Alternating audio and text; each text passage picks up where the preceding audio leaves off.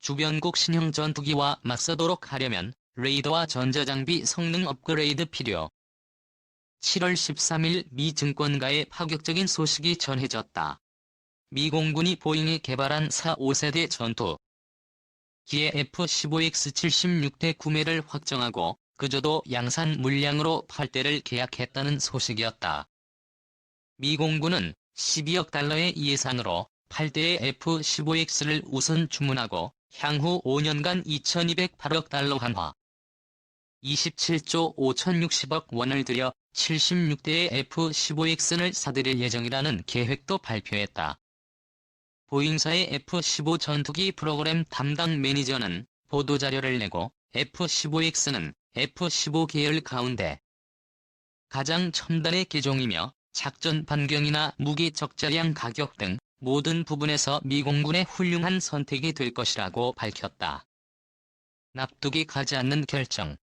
이 소식이 국내 언론을 통해 전해지자 많은 사람들이 의아하다는 반응을 보이고 있다.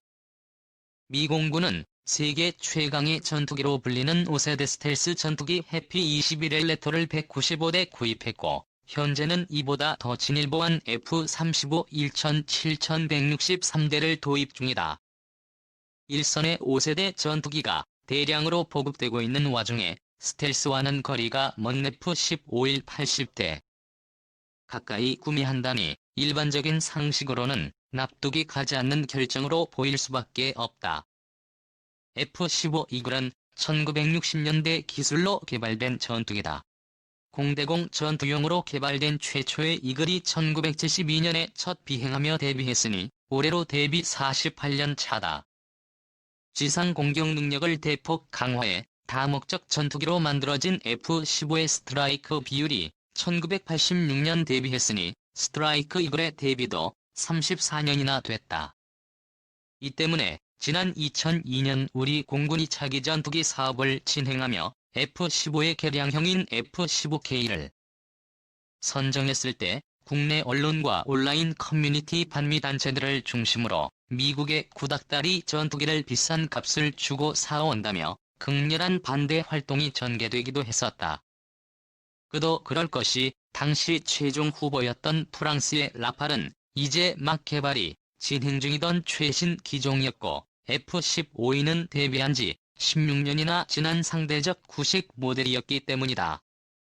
F-15가 구닥다리라는 오명을 뒤집어쓰고 여론의 문매를 맞았던 것이 벌써 18년 전인데 미 공군이 그 F-15를 무려 27조 원이 넘는 돈을 들여 80대 가까이 구매한다니 당연히 이상하게 보일 수밖에 없다.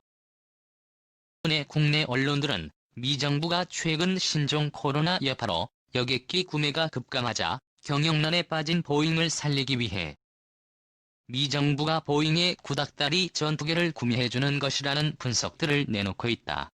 그러나 보잉의 전체 매출에서 방산 부문은 20%를 조금 넘는 수준이고 이 가운데 전투기가 차지하는 비중은 절반에도 미치지 못하며 보잉 전투기 매출의 대부분은 F-15가 아닌 FV 슈퍼 호넷과 F-35 프로그램 일부 하청에서 나온다는 것을 생각해보면 미 정부가 보잉을 살리기 위해 구식 전투기를 구매해준다는 분석은 사실과는 거리가 멀다. 결정적으로 이번 F-15 구매는 미 정부가 요구한 것이 아니라 실제 수요자인 미 공군에서 요구한 사업이었다. 가성비 뛰어난 전투기 F-15X 당초 미 공군이 요구한 F-15X의 구매 수량은 144대되었다. 미 공군은 F-15C는 물론 F-15E 전투기 대체용으로 F-15X를 점 찍었고 지난해부터 최소 144대의 F-15X 구매를 정부에 요구왔었다. F-22와 F-35를 가지고 있는 미 공군이 이전 세대인 F-15X 전투기 구매를 요구한 이유는 가성비 즉 가격 대비 성능이 5세대 전투기보다 뛰어났기 때문이다. F-15X는 사우디아라비아용으로 개발된 F-15의 세계 기술적 바탕을 두고 설계된 최신 개량형이다. 풍부한 오일머니로 돈이 넘쳐나는 사우디는 일찌감치 F-15를 도입해 운용하고 있었지만 기존 F-15의 수는 이스라엘의 입김 때문에 지상 공격 능력이 크게 다운그레이드된 기종이었다. 그러나 이스라엘과의 관계 개선 미국에 대한 로비에 힘입어 지난 2011년 F-15를 근본부터 재설계한 환골 탈퇴 버전인 F-15SA 구매 계약을 체결하는 데 성공했다. 사우디는 F-15의 신규 생산 84대 기존 S-4양 70대를 SA-4양으로 개조하는 대가로 무려 2,904억 달러 하나 35조 3,100억 원을 지불했다.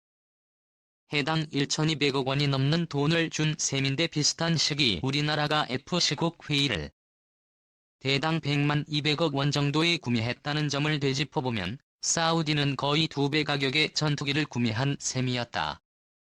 사우디가 이처럼 천문학적인 비용을 지불한 것은 기술 개발 때문이었다. 사우디라는 대어를 낚은 보잉은 사우디에서 받은 돈으로 필요한 모든 기술을 개발해 F-15에 적용했고 그 결과물로 탄생한 F-15에 쓰은 F-15의 스트라이크 이글의 계열 기체로 보기 어려울 만큼 비약적으로 성능을 끌어올리는 데 성공했다. 우선 조종 계통이 바뀌었다. 기존의 F-15의 기계식 플라이 바이 와이어 시스템 대신 디지털 방식의 FBW가 적용되어 조종 반응성과 기동성이 크게 향상됐다. 레이더는 기존의 기계식을 제거하고 현존 최고의 전투기용 레이더 중 하나로 꼽히는 NAPG-633 능동 전자주사식 레이더가 탑재됐다. 레이더와 신형 디지털 미션 컴퓨터의 도입으로 F-15의 스페인은 280km 떨어진 표적을 탐지하고 10개 이상의 표적을 동시에 추적해 공격할 수 있는 가공할 공격 능력을 갖추게 되었으며 차세대 전자전 장비인 2주를 갖춰 나에게 날아오는 적의 공대공 미사일을 교란해 떨어뜨릴 수 있는 강력한 방어 능력도 구비했다.